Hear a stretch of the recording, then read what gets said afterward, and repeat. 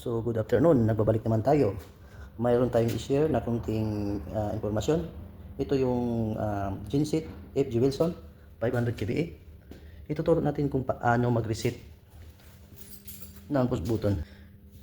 Ituturo natin ngayon kung paano mag-reset pag emergency, may emergency doon sa labas o dito sa generator, kailangan natin tong i-push. So nag-blink yung indicator. So emergency. So pag katapos ng ma-rectify natin yung problema, so kailangan ibalik to, i-release natin. Kaya naka-up na yan siya. Tapos nag-blink pa rin.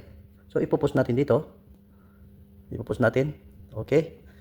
Nag-steady na yung indicator, tapos may naka-indicate dito, reset all events, reset all events and cancel. So mayroong indication ng arrow papunta doon at papunta sa left side and right. So nandito yung indication niya.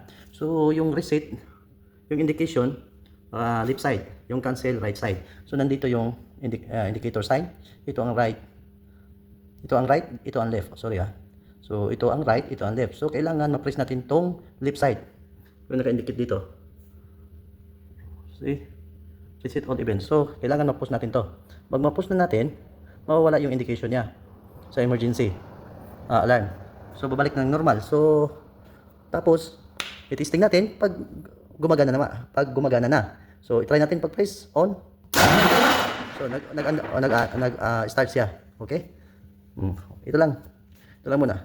So i-try natin patakbuhin ng ilang segundo para malaman natin. Tapos pag mag-start tayo ng generator, kailangan tong ma-off yung main breaker para yung kuryente hindi mag-flow doon sa outside company na power. Okay?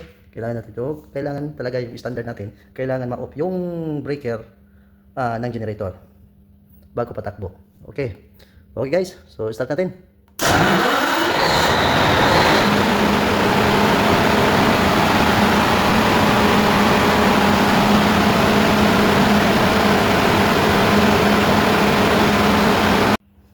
So patay na siya.